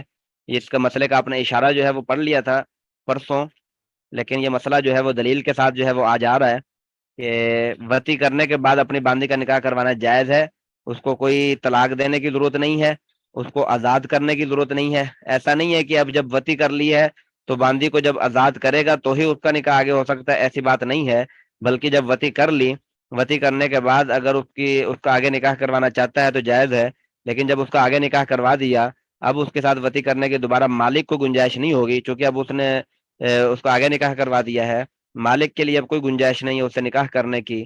تو لأنها ليست بفراش لمولاها، اب یہ اندھیری آ گئی ہے تو باہر دیکھیں۔ اچھا استاد جی، ہاں استاد جی جی، ہاں جی ہاں جی، یہ جو وتی کر کے پھر آگے نکاح کرتا ہے تو یہ بے غیرت نہیں ہے؟ بغیرت کیوں ہے؟ شریعت نے اجازت دی ہوئی ہے، تو مرد کی جو بیوی ہوتی ہے، بیوی کا آگے نکاح اس لیے نہیں ہوتا کہ وہ اس کے نکاح میں ہے، تو وہ جب تک طلاق نہیں ہوگی تو اس کا آگے نکاح نہیں ہو سکتا، لیکن یہاں کون سا وہ اس کے نکاح میں ہے؟ وتی کرنے کی شریعت نے اجازت دی ہوئی ہے باندی کے ساتھ، تو اب باندی کے ساتھ وتی کر کے اب اس کا آگے نکاح کروا دیا، تو اب بغیرت تو اس وقت ہو جب اس کا آگے نکاح کروا کے دوبارہ اس کے ساتھ وہ میاں بیوی والا تعلقات قائم کرے، دوبارہ وتی کرے، تو اس کو میں نے پہلے آپ سے عرض کر دیا کہ دوبارہ کرنے کی اجازت نہیں ہے اب اس کی وتی، اب اس نے جو ہے وہ فل سٹاپ لگا دیا اس کے اوپر نا، جب اس کی آگے وتی کر دی تو اس کے اوپر فل سٹاپ لگا دیا، اب وہ اس سے جو ہے نا وہ نہیں کر سکتا، وتی دوبارہ نہیں کر سکتا۔ کیوں ہے؟ اب اس کی دلیل یہی ہے لأنها ليست بفراش، اس لیے کہ یہ اس کی فراش نہیں ہے، اپنے مولا کی جو ہے یہ فراش نہیں ہے۔ آپ نے پڑھ لیا تھا کہ فراش جو ہے وہ اس کا کمزور تھا، تو فراش نہیں ہے۔ فإنها لو جاءت بولد لا يثبت نسبه من غیر دعوت، یہ بھی آپ نے پڑھ لیا تھا کہ اگر جو ہے وہ اس عورت نے کوئی بچہ جنم دیا تو دعوے کے بغیر اس کا نسب بھی ثابت نہیں ہوگا، جیسے میاں بیوی کا ہوتا ہے، اب عورت جو ہے بیوی کا بچہ ہوتا ہے تو اب بیوی یہ کہتی نہیں ہے کہ یہ بچہ جو ہے اس کے باپ تم ہو، اس کو بتانا نہیں پڑتا، وہ بغیر اس کے بتائے ہوئے ہی وہ سب کو معلوم ہے کہ اس کا باپ جو ہے وہ یہ ہے۔ لیکن یہاں جو صورتحال ہے، اگر کوئی باندی نے شوہر کے اپنے اس کے ساتھ مالک کے ساتھ تعلقات قائم کیے ہوئے ہیں، اب وہ عورت باندی کو کوئی بچہ ہوتا ہے تو وہ بچہ اس کے مالک کا نہیں سمجھا جائے گا، وہ بچہ جو ہے عورت دعویٰ کرے گی تو ہی مالک کا ہوگا، اگر اس عورت نے دعویٰ نہیں کیا تو اس کا نسب اس مالک سے ثابت نہیں ہوگا، دعوے کے بغیر ثابت نہیں ہوگا، کیونکہ آپ نے پڑھا ہوا ہے کہ یہ اس کا نکاح کرنا جائز ہے اور مالک کی اجازت کے بغیر بھی اس کا نکاح کرنا جائز ہے، یا اس طرح کا کوئی مسائل آگے آپ پڑھیں گے اس کے اوپر، تو یہ جو ہے نا اس کا نسب اس کے ساتھ دعوے کے بغیر ثابت نہیں ہوتا، تو اس کا مطلب یہی ہے کہ مولا کا فراش جو ہے وہ مضبوط نہیں ہے، کیونکہ اس کا بچہ ہی دعوے کے بغیر ثابت نہیں ہو سکتا، تو فراش کہاں سے مضبوط ہوا؟ الا ان علیہ ان یستبرئها صیانۃ لمائه، اب یہ جو ہے نا یہ آپ کے قول کے اوپر ہے، امام صاحب کو پتا تھا کہ یہاں جمیل بھائی جو ہے وہ ایک طالب علم آئیں گے، وہ یہاں یہ اعتراض کر سکتے ہیں کہ یہ بغیرت تو نہیں ہے، تو اس لیے انہوں نے یہ آگے جو ہے نا وہ شرط لگا دی کہ نکاح تو کر لیا، اب اس کے لیے جو ہے نا وتی کرنے کی اجازت نہیں ہے جب تک جو ہے وہ استبراء نہ کر لے، جب تک جو ہے وہ استبراء نہ کر لے، استبراء سمجھتے ہیں؟ نہیں استاد جی، استبراء کس کو کہتے ہیں؟ یہی پاک صاف کر لے، اپنے رحم کو پاک کر لے، یعنی یہ بھی ایک مستحب حیض ہے۔ گزر جائے، ہاں ہاں جی ہاں یعنی جی ایک حیض گزر جائے۔ ہاں جی یہ بھی مستحب ہے، یہ بھی ضروری نہیں ہے، یہ استبراء جو ہے یہ بھی مستحب ہے، نکاح تو جائز ہو گیا لیکن مولا کے لیے جو ہے وہ استبراء کرنا ضروری ہے کہ ایک حیض گزر جائے تو پھر اسے وتی کرے، یہ ضروری نہیں ہے، یہ بھی وہ ہے کہ اس کا نام میں نے بتا رہا ہوں مستحب ہے۔ الا ان علیہ، مگر بے شک اس پر ان یستبرئہا یہ ہے کہ وہ استبراء کر لے، سیارۃ لمائہ، پانی کو جو ہے وہ اس کے لیے اس کا نام ہے تاکہ نسب جو ہے وہ مکس نہ ہو جائے، پانی کی حفاظت کے لیے، سیانت کہتے ہیں حفاظت کو۔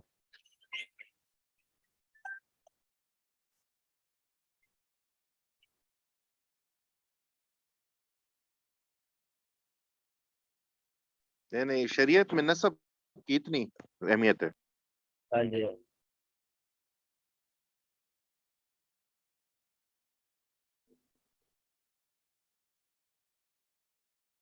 اچھا لیکن یہ بھی میں نے آپ کو بتا دیا کہ یہ مستحب ہے، یہ استبراء بھی مستحب ہے، کوئی واجب نہیں ہے، کیونکہ یہ نکاح ان کا درست ہے۔ وَإِذَا جَازَ النِّكَاحُ فَلِلزَّوْجِ أَن يَطَأَهَا قَبْلَ الْإِسْتِبْرَاءِ عِندَ أَبِي حنیفہ، یہ مسئلہ آ گیا۔ جب نکاح کرنا جائز ہے تو شوہر کے لیے یہ ہے کہ وہ وطی بھی کر سکتا ہے، استبراء سے پہلے بھی وطی کر سکتا ہے، امام ابو حنیفہ کے نزدیک، و ابی یوسف اور امام ابو یوسف کے نزدیک۔ وقال محمد، امام محمد کہتے ہیں لا احب له ان يطأ قبل ان يستبر، امام محمد رحمۃ اللہ علیہ کہتے ہیں کہ میں اس کو اچھا نہیں سمجھتا کہ استبراء سے پہلے جو ہے وہ شوہر وطی کرے، وہی بات ہے جو آپ نے کہی، استبراء سے پہلے شوہر وطی کر لے، اس کو میں اچھا نہیں سمجھتا۔ جائز تو ہے وطی کرنا، لیکن عقل اور اس کے جو ہے نا وہ عقل بھی اس کو اچھا نہیں سمجھتی، طبیعت بھی نہیں چاہتی اس کو جو ہے نا استبراء سے پہلے وطی کرنے کے لیے، طبیعت بھی نہیں چاہتی، انسان اچھا بھی معلوم نہیں ہوتا۔ جائز ہے تو جائز کا مسئلہ نہیں ہے، لیکن اچھا نہیں ہے تو پھر ہمیں کیا کرنا، وطی کر کے چھوٹے استبراء کرنا ہے، کتنا کا یعنی جائز وہ کہہ رہے ہیں کہ صفائی ہو جائے پھر کرو وتی۔ ہاں جی، صفائی ہو جائے تو پھر وطی کرو۔ مطلب میں بھی وہ پھر عرض کر رہا ہوں، جائز ناجائز کا مسئلہ نہیں ہے، اگر کوئی پہلے بھی کر لیتا ہے تو اس کا مطلب یہ نہیں ہے کہ اس نے غلط کیا، ہم اس کے اوپر فتوی نہیں لگا سکتے کہ بھائی تو نے استبراء سے پہلے کیوں وطی کر لی ہے، اس کے اوپر ہم فتوی نہیں لگا سکتے۔ ہاں یہ اس کی بات ہے، پسند ناپسند کی بات ہے، پسند نہیں کرتے، مطلب یہ ہے کہ جائز تو ہے لیکن پسند نہیں کرتے، کسی کو فتویٰ نہیں ہم لگا سکتے، اگر کوئی پہلے کرتا بھی ہے استبراء سے پہلے اس کو ہم یہ نہیں کہہ سکتے کہ تو بغیرت ہے، تو نے استبراء سے پہلے وطی کر لی ہے، تو اس کو ہم اس طرح کے فتوی نہیں لگاتے، جائز ہے، وہ آپ نے پڑھ لیا جائز ہے، لیکن جو ہے نا اچھی بات نہیں ہے۔ لأنه احتمل الشغل بماء المولى، اس لیے کہ احتمال ہے مشغول ہونے کا، مشغول سے مراد جو ہے اس کے رحم بچہ دانی کے مشغول ہونے کا، اس لیے کہ اس کی بچہ دانی جو ہے وہ مشغول ہو سکتی ہے، بماء المولى، مولا کے پانی کے ساتھ ہو سکتا ہے اس کے سپرم جو ہے وہ آپس میں مل گئے ہوں اور بچہ جو ہے وہ پیدا ہونا شروع ہو گیا ہو، اور جو ہے وہ سارا اس کا حمل جو ہے، یہ وہ دلیل دے رہے ہیں امام محمد رحمۃ اللہ علیہ، فوجب التنزہ کما فی الشراء، تو اس لیے کہتے ہیں کہ یہاں جو ہے احتیاط جو ہے وہ ضروری ہے، اچھا احتیاط جو ہے وہ ضروری ہے، اس لیے کہ جیسا کہ بے شراء کے اندر ہوتا ہے، شراء کے اندر جو ہے وہ احتیاط ضروری ہوتی ہے، اسی طرح جو ہے یہاں بھی جو ہے وہ احتیاط جو ہے وہ ضروری ہے۔ اچھا جی، استاد جی شراء کیا ہوتا ہے؟ شراء جو ہے یہ خرید و فروخت کو بولتے ہیں نا، خریدنا، جب کوئی باندی کو خریدے گا تو اب بے و شرع، بے و ہاں شرع۔ جی، جب باندی کو خریدے گا تو اس وقت جو ہے وہ استبراء پر قیاس کر رہے ہیں کہ جب کسی نے باندی کو خرید لیا، اب کسی اور کی باندی تھی، اب وہ باندی پہلے کسی اور کی تھی، تو اب اس باندی کو جب خرید لیا کسی مالک نے، تو اگر وہ پہلے شوہر کے ساتھ وہ میاں بیوی والے تعلقات اس نے قائم کیے ہوئے تھے، تو اب جو ہے دوسرے مالک کے لیے واجب ہے کہ وہ استبراء سے پہلے اسے وطی نہ کرے، سمجھ آ گئی؟ یہ شراء کی مثال دی ہے امام محمد رحمۃ اللہ نے، شراء کے اوپر قیاس کرتے ہوئے اس کو واجب قرار دیا نا، کہ شراء کے اندر جب پہلے ایک باندی کسی کی تھی تو اب دوسرا جو ہے جب اس باندی کو خریدے گا تو وہ استبراء سے پہلے اسے وطی نہیں کر سکتا، تو اس لیے جو ہے یہاں بھی استبراء سے پہلے وطی نہیں کر سکتا امام محمد کے نزدیک۔ شیخین کی دلیل کیا ہے جو آپ نے اس کو پڑھی ہے کہ جب شریعت نے جو ہے نکاح کو جائز قرار دے دیا تو یہ جواز جو ہے، یہ نکاح جو ہے وہ بندہ کرتا ہی وطی کے لیے ہے، اور جب جو ہے اگر اس کے اندر کوئی مسئلہ ہوتا اشتغال کا جو آپ کہہ رہے ہیں، تو شریعت جو ہے وہ نکاح کی جو ہے وہ اجازت ہی نہ دیتی، تو اس لیے جب نکاح کرنا جائز ہے تو فرماتے ہیں کہ یہ استبراء جو پھر واجب نہیں ہوگا۔ ہاں ہم بھی یہ کہتے ہیں کہ آپ نے جو اوپر پڑھ لیا کہ استبراء جو ہے یہ مستحب ہے، یعنی کہ ثواب ملے گا، اچھی بات ہے کہ ہم بھی کہتے ہیں استبراء کر لینا چاہیے، لیکن کوئی واجب نہیں ہے، کوئی فرض نہیں ہے استبراء جو ہے، کیونکہ شریعت نے نکاح کی اجازت دیتی، نکاح تو بندہ کرتا ہی جو ہے وطی کے لیے ہے، تو اس لیے جب نکاح کرنا جائز ہے تو وطی کرنا بھی جائز ہے، تو یہ کہ انہوں نے استاد جی، دلیل دی۔ ہاں استاد جی، جی، ہاں جی، ہاں جی۔ استاد جی اگر بچہ پیدا ہو گیا مولا کے اس سے منی سے، پھر کیا ہو جائے گا؟ دیکھیں نا، یہ بات آپ نے پیچھے پڑھ لی ہے کہ اگر مولا نے اس سے وطی کر لی اور پھر اس کو 1 مہینہ حیض نہیں آیا تو اس کو پتہ چل گیا میرے پیٹ میں بچہ ہے، وہ پتہ چل گیا نا، تو اس صورت میں تو ظاہری بات ہے نکاح کرنے کی اجازت ہے، وطی کرنے کی اجازت نہیں ہے، وہ آپ نے پیچھے مسئلہ پڑا ہوا ہے، مجھے دوبارہ یہاں بیان کرنے کی ضرورت نہیں ہے، آپ کو تھوڑا پیچھے چلے جائیں گے تو آپ کو معلوم ہو جائے گا۔ तो आपने पीछे मसला पड़ा हुआ है कि अगर औरत के पेट में बच्चा है तो फिर जो है उससे निकाह करना जायज है, उसमें भी इख्तलाफ पड़ा था। बात कहते थे निकाह करना ही जायज नहीं है, उसमें मुझे इख्तलाफ आपको मैंने पढ़ाया था। बात कहते थे निकाह करना ही जायज नहीं है, तो बात कहते थे निकाह जायज है लेकिन वसी करना जायज नहीं है, वहाँ आपने मसला पढ़ लिया। अब यहाँ जो है वो मसला नहीं है हमल का। अब यहाँ मसला ये था कि रात को जो है वो मालिक ने, जो उसका नाम है वती की है, और अगले दिन सुबह को जो है उसका निकाह करवा दिया। तो अब ये वो मसला है, 1 महीने से हैज से पहले पहले मसला है। अगर तो उसको हैज आ गया फिर तो उसका समझ लो इसका बड़ा समझ लो हुआ है ना। ये तो उस सूरत में मसला है कि जब वती करके 2-4 दिन के अंदर जो है वो उसका निकाह करवाए, तो उस सूरत के अंदर ये मसला है। उतनी जल्दी तो है वो इमाम अबू हनीफा का नजदीक उस्ताद इतनी जी जल्दी। उसमें कह रहा हूँ ना कि हाँ जी। वो उसके अंदर तो मनी होगी ना, तो फिर शायद बच्चा फिर पैदा हो, तो वो बच्चा फिर किसका होगा? पहली बात है अगर वो दूसरे ने वती कर ली तो दूसरे का ही होगा। अगर उसके शोहर ने वती कर ली है तो निकाह करके 2 दिन में निकाह करके फौरन वती कर ली है, अब अगर बच्चा पैदा होता है तो जाहिर बात है शोहर का ही होता है। अब उस शोहर का ही साथ, क्योंकि शोहर का ही। जी हाँ जी। ये बांदी पर निकाह करना वाजिब है? भांति पर हाँ, क्योंकि वो तो बगैर निकाह के नहीं रख सकती है, अगर कोई खरीदे यानी मौला का नहीं होगा? क्या करे? नहीं, मोला की बात नहीं चल रही, मैंने पहले आपसे अर्ज किया था ये मोला के निकाह की बात नहीं चल रही, ये मोला किसी और के साथ निकाह करवा रहा उसका। मोला नहीं, अपने लेकिन उससे पहले उसने उसने काम कर लिया है ना, वती कर लिए, मोला वती अपने के भाई। बाद करवा रहा है। ये 2 सवाल मिक्स होगा ना, 2 सवाल। अब मैं पहले किसका जवाब दूं? उन्होंने कहा बांदी, मैं पहले उसको जवाब दे दूं फिर आपको जवाब देता हूं भाई को। ये जो इन्होंने कहा ना बांदी के साथ निकाह करना वाजिब है, देखिए मैंने पहले भी अर्ज किया था कि ये 2 चीजें इकट्ठी नहीं हो सकती। मिल्कियत और निकाह ये इकट्ठी नहीं हो सकती। ये मालिक जो निकाह करवा रहा है कर नहीं रहा, ये बार बार मैं अर्ज कर रहा था, इसलिए ये निकाह करवा रहा है अपने भाई के साथ, अपने चाचा के लड़के के साथ, उस्ताद अपने जी के साथ, अपने दोस्त के साथ करवा रहा है, खुद नहीं कर रहा। खुद तो उसके साथ सब कुछ जायज है, उसने निकाह करने की क्या जरूरत है? अगर निकाह करेगा तो वो निकाह होगा ही नहीं, वो जायज ही नहीं होगा। हाँ जी जमील भाई। उधर लिखा हुआ है वहाँ मन वतिया सब, उससे जायज नहीं है। किससे जायज नहीं है? उस्ताद जी वो निकाह से पहले तो उसने वती कर ली है, अगले दिन उसने निकाह करवा दिया है किसी और से, हाँ जी। फिर जायज नहीं है। क्या जायज नहीं है? उस्ताद जी ये तो एक एक सवाल करके पूछे भाई।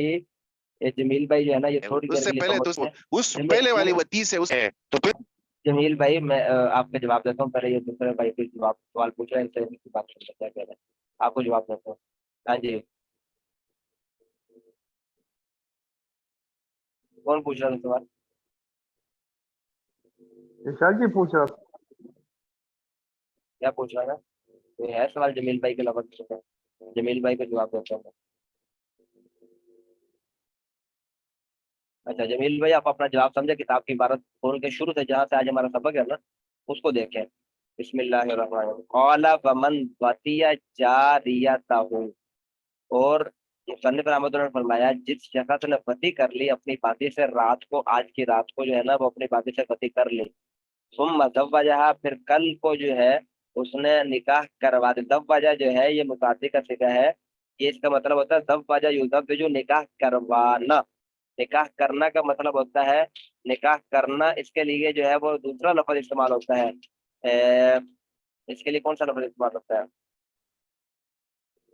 ना? इसके लिए दूसरा लफ्ज इस्तेमाल होता है। ये ज़व्वजा का मतलब होता है निकाह करवाना। उस्ताद जी इसकी मुझे समझ आ गई है इस जुमले की। हाँ तो अब ये निकाह करना जायज है। और मैंने आपसे अर्ज कर दिया कि उसने रात को वती कर ली, सुबह निकाह करवा दिया, निकाह करवाना भी जायज है और उसके लिए वती करना भी जायज है शोहर के लिए। मालिक के ने जब निकाह करवा दिया, मालिक के लिए तो वती करना भी जायज नहीं है, शोहर के लिए वती करना भी जायज है। 1 महीना इस्तिबरा से पहले वती करना भी जायज है और इस्तिबरा के बाद भी वती करना जायज है। अगर वो इस्तिबरा के बाद वती करेगा तो ये इमाम साहब के नजदीक अच्छी बात है। और अगर जो है ताकि वो अच्छी तरीके से जो है ना हमल जो है वो बिल्कुल जो है ना मिक्सअप ना हो, लेकिन इमाम मोहम्मद के नजदीक वाजिब है। लेकिन इमाम साहब के नजदीक अगर उसने इस्तिबरा से पहले निकाह कर लिया और वती भी कर ली इस्तिबरा से पहले, अब जो जमील भाई ने सवाल किया था बच्चा पैदा हो जाता है, तो बच्चा जो है वो एब्सोल्युटली जो है वो दूसरे शोहर का जो है वो बच्चा, जो अभी शोहर है शोहर का बच्चा शुमार होगा, उस मौला का बच्चा शुमार नहीं होगा। ये शरीयत ने जो है वो क्लियर कट ये मसला बता दिया कि ये बच्चा जो है ये उस मौला का शुमार नहीं होगा, उस शोहर का शुमार होगा, क्योंकि बाद में वती शोहर ने की है। जो शोहर के साथ निकाह करना जायज था वो इसी वजह से जायज था کہ اس کا رحم جو ہے وہ خالی ہے، اس کے رحم کے اندر کوئی بچہ شچہ نہیں ہے، اس کا رحم جو ہے وہ خالی ہے، اس وجہ سے شریعت نے کہا تھا کہ نکاح کرنا جائز ہے۔ اور یہ باندی کے ساتھ بہرحال جو ہے نا اس کے اندر آپ لیکن یہ ادھر تو استاد جی رحم خالی بھی نہیں ہے تو کر سکتے ہیں استاد جی ہاں جی ہاں جی رحم میں تو آلریڈی جو ہے وہ مولا کا پانی موجود ہے۔ جی جی یہ میں بھی کر رہا ہوں، رحم میں تو آلریڈی موجود ہے مولا کا پانی۔ یہ تو امام ابو حنیفہ رحمۃ اللہ نے فرمایا ہے کہ مولا کا پانی اگرچہ موجود ہے، لیکن انہوں نے بتایا کہ اس کی جو ہے نا کیا اس کا نام ہے، اگر بچہ اس کا ہو جائے تو اس کا فراش اتنا مضبوط نہیں ہے۔ تو بہرحال انہوں نے، میں نے آپ کو بتا دیا کہ یہ امام ابو حنیفہ نے بھی یہی فیصلہ بیان کیا ہے کہ مولا کا پانی موجود ہے، تو اسی وجہ سے امام ابو حنیفہ نے یہ بات کہی ہے نا کہ اس کا جو ہے وہ مستحب یہ ہے کہ وہ استبراق کے بعد وتی کرے۔ مشورہ امام ابو حنیفہ نے بھی یہی دیا ہے کہ استبراء کے بعد وتی کرنی چاہیے۔ امام محمد رحمۃ اللہ نے تو اس کو واجب قرار دے دیا نا، لیکن امام ابو حنیفہ رحمۃ اللہ نے بھی یہی کہا ہے کہ جب تک ایک حید نہیں آ جاتا اس کے بعد وتی کرے گا تو یہ اچھی بات ہے، تاکہ بالکل جو ہے نا اس کا مسئلہ خراب نہ ہو۔ لیکن انہوں نے اجازت دی ہوئی ہے اس کی بھی کہ اگر وہ استبراء سے پہلے وتی کرتا ہے، اس کی دلیل ہے نا، پہلے دلیل سن لے تو پھر اس کے بعد جو ہے نا ہم کرتے ہیں دلیل، بلکہ ہم نے پڑھ لیا نکاح کی اجازت ہے، تو نکاح تو وتی کے لیے کیا جاتا ہے، تو وہ وتی باندھی کا مسئلہ ہے نا، تو اس صورت میں آپ یہی سمجھ لیں فتویٰ جو ہے وہ امام محمد کے قول کے اوپر ہوگا، امام محمد رحمۃ اللہ کے قول کے اوپر فتویٰ ہوگا، امام ابو حنیفہ رحمۃ اللہ علیہ کے قول کے اوپر جو ہے وہ فتویٰ نہیں ہوگا، یا شیخین کے نزدیک جو ہے وہ اس کو فتویٰ نہیں ہوگا۔ امام محمد رحمۃ اللہ علیہ نے جو ہے وہ قیاس کا بھی اوپر بتا دیا کہ جب کوئی باندی کو خرید لیتا ہے تو خریدنے کی صورت میں بھی تو استبراء ضروری ہوتا ہے نا، استبراء کے بعد ہی اس کا مالک وتی کر سکے گا، تو نکاح کے اندر بھی جو ہے وہ نکاح کے بعد ہی اس سے وتی کر سکے گا، تو اس کو جو ہے نا وہ شرع کے اوپر قیاس بھی کر لیا، ان کی دلیل بھی آپ نے پڑھ لی۔ اور جو ہے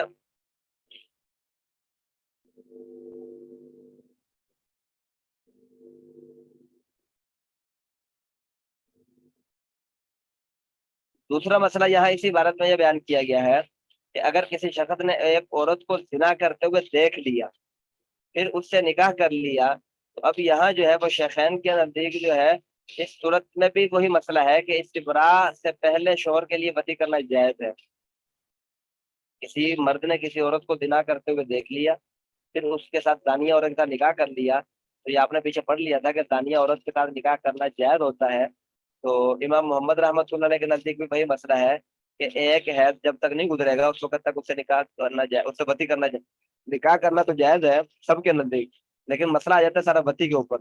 نکاح کرنا تو امام صاحب کے نزدیک جائز ہے، لیکن وتی جو ہے اس کے اندر مسئلہ آ جاتا ہے کہ وتی نہیں کر سکتا جب تک جو ہے وہ استبراء نہیں کر دیتا۔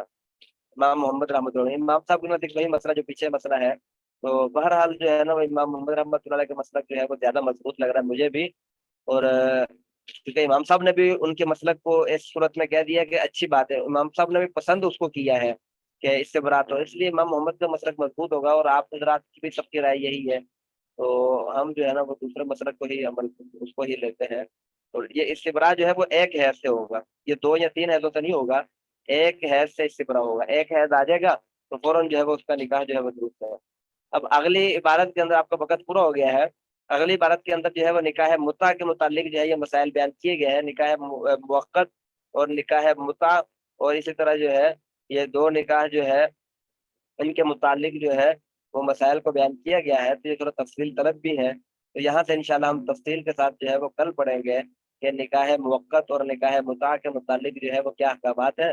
آپ اپنے طور پر جو ہے وہ مطالعہ کر کے بھی آ جائیے گا، کوئی پھر انشاءاللہ سبق کے اندر جو ہے کوئی سوال ہوگا تو وہ اس پہ ہم جوابات بھی پڑھ لیں گے انشاءاللہ تفصیل کے ساتھ، تو یہ آپ تھوڑا مطالعہ کر کے آ جائیے گا اگلے سبق کا نکاح الکتاب سے، اس کتاب سے، تاکہ وہ نکاح المتعۃ باطل وهو یقول لامرأۃ اتمتع بک کذا مدۃ بکذا من المال، تو یہاں سے انشاءاللہ ہم تک پڑھ لیں گے، ٹھیک ہو گیا؟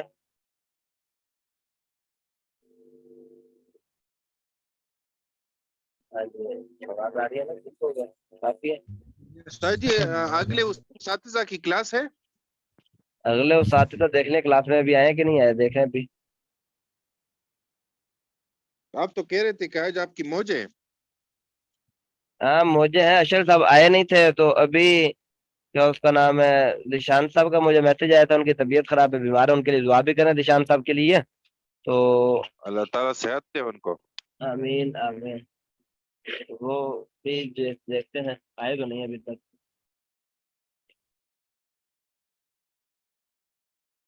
निशान साहब अभी तक नहीं आए। 5 मिनट इंतजार कर ले, 5 मिनट अगर कोई ना आया तो फिर ये जमील भाई ये मीटिंग एंड कर दें। एंड कर दो उस्ताद जी 5 मिनट तक, ठीक। हाँ 4-5 मिनट इंतजार कर ले, तो अगर कोई ना आया तो फिर आप बंद कर दें। अच्छा जी, अस्सलाम वालेकुम। वालेकुम सलाम। उस्ताद जी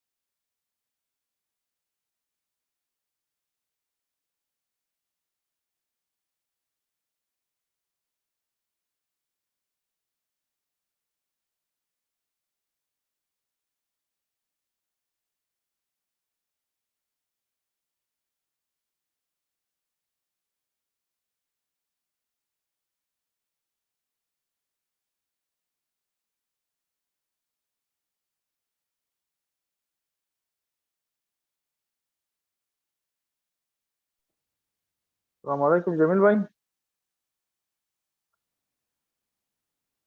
وہ میسج آیا کہ بند کر